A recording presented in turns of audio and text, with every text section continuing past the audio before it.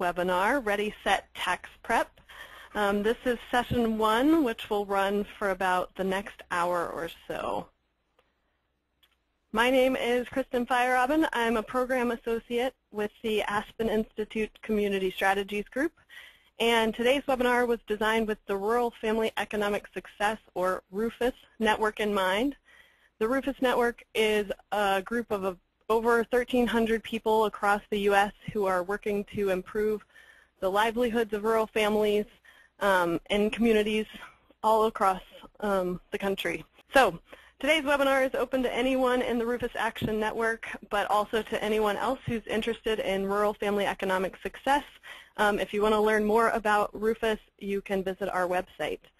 As of this morning, about 70 people had registered, and some people have multiple staff members at their site watching, so there could be more joining us today. And today's webinar is going to be recorded and posted on our website along with the PDF slides, so you can watch again or share with your colleagues.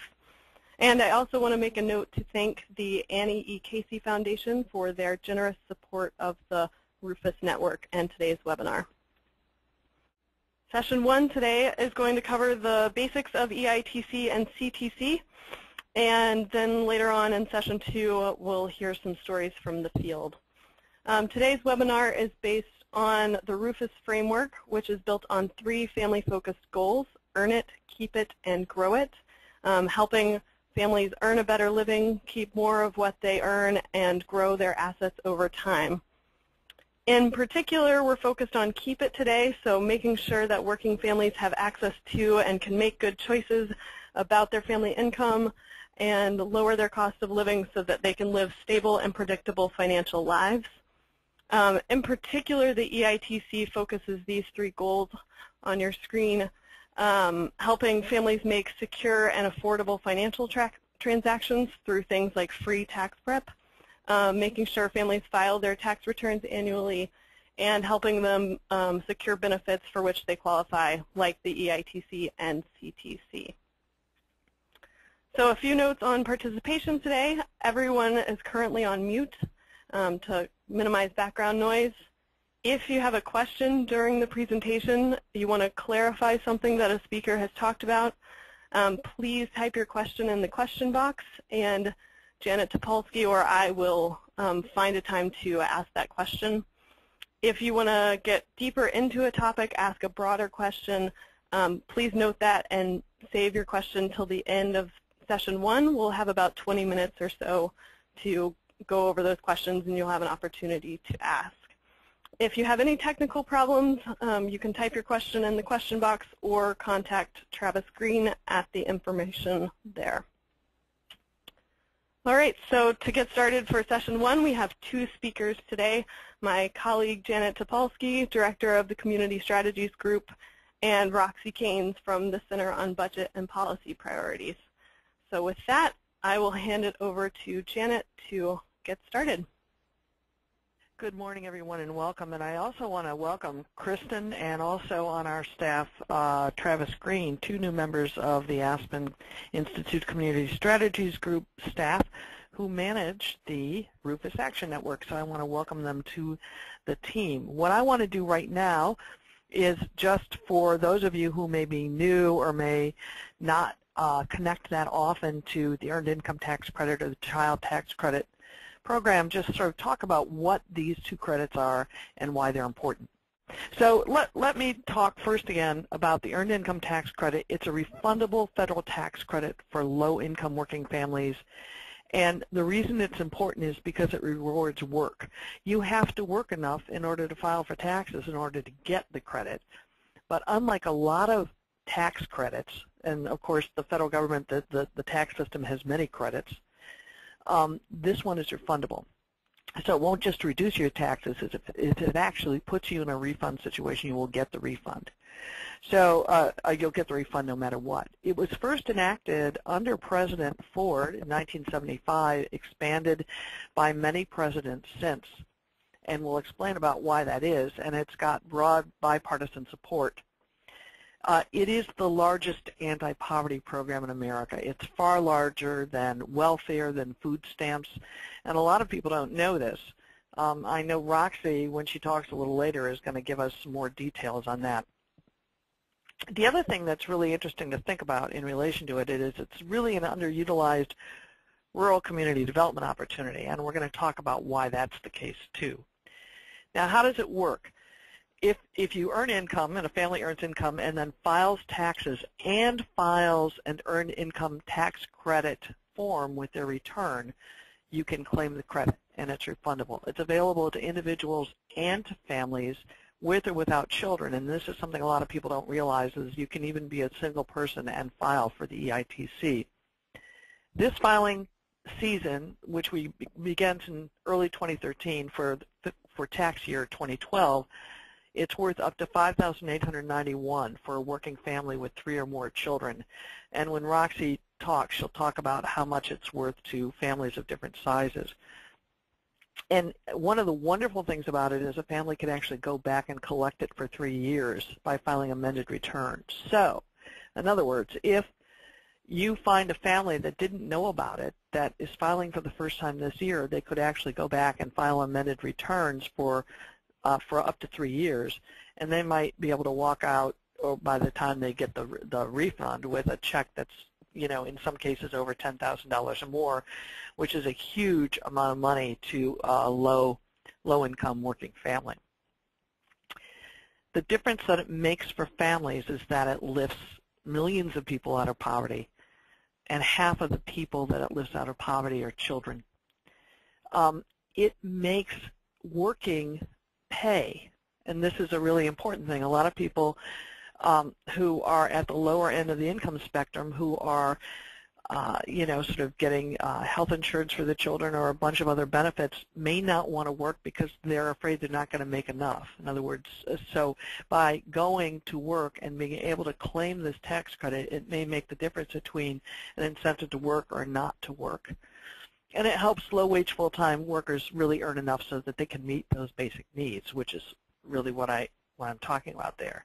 There's some really interesting research here that we haven't featured before that we wanted to mention this time, which is that another difference it makes for families is that it makes a difference in the current situation for children and future situation for children. First of all, because families are better able to make ends meet and there's less stress and a whole range of reasons, it contributes to children's school performance.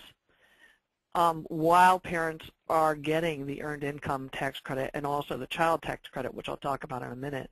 But this, I think, is fascinating. There's been this study done that shows that it contributes to an increase in working hours and earnings when those children become adults. So you see on this little table here, if you add $3,000 a year in EITC income to children in working poor families before age 6, it's worth $3,000 a year in future earnings, which is pretty amazing for those children later in life. Same thing, it increases their working hours by 135 hours a year between the ages of 25 to 37 and their annual earnings by 17% over the same period. Now, you know, this is the kind of thing that if you're trying to gain support from partners in your community to join in your earned income tax campaign or effort, these kind of statistics can help them understand there's not just a short-term payoff, there's a long-term payoff for families and for the community. The Kristen, I can't, okay, there we go. What difference does it make for communities? It pumps billions into the economies of low-income communities also, because when families get the returns back, they then tend to spend the money locally. Low-income people, it's been shown through research, tend to spend more within their communities and regions than higher-income people do. So especially in rural areas, that means if you are getting more of your families to claim their earned income tax credit and the child tax credit, they're more likely to spend it locally, and there's a multiplier effect when you spend money locally. So in 2008, which is the most recent year we've been able to get rural-specific information on the amount of money that is being claimed, we found that $20.6 billion in EITC and CTC benefits went to rural taxpayers. That's an increase in income, as you can see, of 13%, but it's also spent in the community, which means all your local businesses are doing better as well. And as I said just a minute ago, it also increases children's outcomes over time. So speaking of the child tax credit, this is a tax credit that families also claim alongside the earned income tax credit. If you're working with a family that has children and they meet certain income limits, they can also get a refundable tax credit up to $1,000 for each dependent child under the age of 17. So that is another, these two credits really go hand in hand. And I should mention at this point that in addition to the federal tax credit, a lot of states have instituted their own state earned income tax credit, in some cases a child tax credit. So these dollars can really add up for low-income families. Now, why are we talking about it here? We're talking about it here because 20 to 25% of qualifying families fail to claim the EITC. This is a rough estimate. It's been really hard because of the way data is collected around this to figure out exactly how many. But this is a pretty reliable estimate that's been defended by a lot of research. Now, a lot of those families are rural. And as you can tell by the figure I just gave you, that $20.8 billion that went to rural in 2008, that means if 20 to 25% people aren't claiming it, we've got another at least $5 billion that's being left unclaimed in rural America. It hurts the families, it hurts the communities, and you know, if people are collecting EITC, it can also save the government money by reducing dependence on other government programs or other local programs. Why don't some people apply? Some of them don't file taxes. They don't want to file taxes. They don't want anything to do with the government, or they're afraid of dealing with the government. They may not know about EITC or child tax credit, and I'll tell you, probably every EITC campaign site in the country has someone walk in the door, or a bunch of people walk in the door every year who've never heard it before. Those are the people that might go home with 3 years worth of refunds. They're afraid they may owe taxes, and therefore they don't want to file at all, or they don't want to get more complicated than they have to. And EITC requires filing an additional form, so that's a little scary. There might be a language barrier, and they may know about it, but feel if they get this refund, it's going to affect other benefits. And really, receiving this refund can't affect other benefits that you qualify for, but families may not know that, and they're afraid then to file for EITC or CTC. So part of what needs to happen is get the fear out. And how do you get the fear out? You get the fear out by, if you're looking at your community or your region or an organization you work with on the ground and say, how can we get more people that we know, or even people who work in the company you work, how can we get more people we know who qualify to understand that this opportunity is out there? So there's the promotion of the EITC is one thing that people do.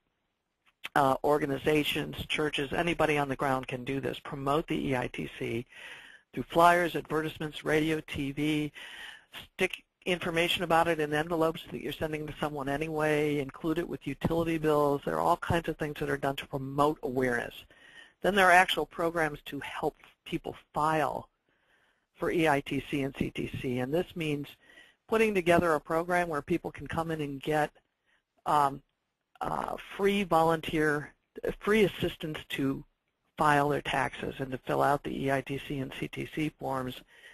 And these are often provided through what are called VITA sites, Volunteer Income Tax Assistance sites, which are staffed by volunteers who are trained by the IRS.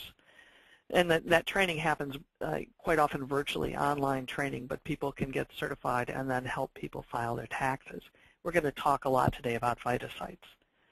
And other things that can be done is, if you've got a VITA site or a site where people are filing taxes, and you can encourage the people who qualify for EITC to then use their refunds to build savings, to buy savings bonds, to sort of find more reliable transportation, to do financial education, or to help them save for assets through IDAs or individual development accounts.